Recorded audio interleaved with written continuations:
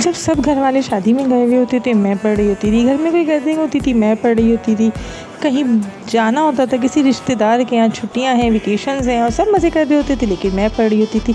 इतनी मुश्किलों से मैंने पढ़ा। द रीज़न इज़ डैट के सब्जेक्ट ही कुछ ऐसे रख के बढ़ गई थी जिसमें पढ़ना बहुत पड़ता था। कभी सेमेस्टर हो रहे, कभी असिस्मेंट हो रहे हैं, बस यूँ करते करते ही और किसी न किसी तरह कॉन्वोकेशन तक पहुँची। ऑर्गेनिक केमिस्ट्री में मास्टर्स करना कोई इतना आसान नहीं था, लेकिन एनी हाउ बहरहाल वालिदैन की दुआएं थी और अपनी नादीदा सी अकल जैसे तैसे कोशिश करके मैं यहाँ तक पहुँची। शादी के बाद जब अल्लाह सुब्हाना ताला ने एक के बाद एक औलाद देनी शुरू कर दी, अल्हम्दुलिल्लाह अल्हम्दुलिल्लाह, तो मैं ये सोचा करती थी क्या करना भाई पढ़ लिख कर। इतनी मेहनत करी, डिग्रियाँ हासिल करी, रातों को जागे, इतनी गैदरिंग्स छोड़ी, जब सारे बहन भाई मज़े कर रहे होते थे और मैं बैठी असाइनमेंट्स बना रही होती थी, प्रेजेंटेशंस बना रही होती थी, अपने सेमेस्टर की असिस्मेंट की तैयारी कर रही होती थी।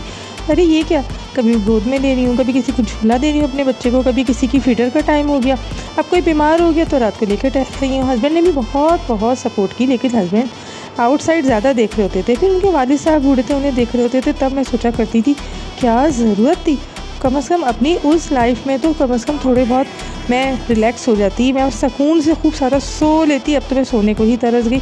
अभी सोती हूँ, अभी कोई बच्चा रो पड़ता है, अभी सोती हूँ तो अभी कोई बच्चा जो है वो अपनी फीडर लेके आ जाता है, कोई अपना जो है वो बेचारा पैम्पर दिखा रहा होता है कि जी मेरे चेंज कर दें, अम्मा मेरा पैम्पर बदलो, अभी उठो अभी उठो। भाई यूँ करते करते लाइफ गुजर रही थी। लेकिन अब जब बच्चे माशाल्लाह कॉलेज और स्कूल्स में हैं और जिस तरह अब छोटी वाली जो है मेरी वो 7वीं क्लास में, अब मैं सोचती हूँ नहीं, एक औरत को पढ़ा लिखा होना चाहिए।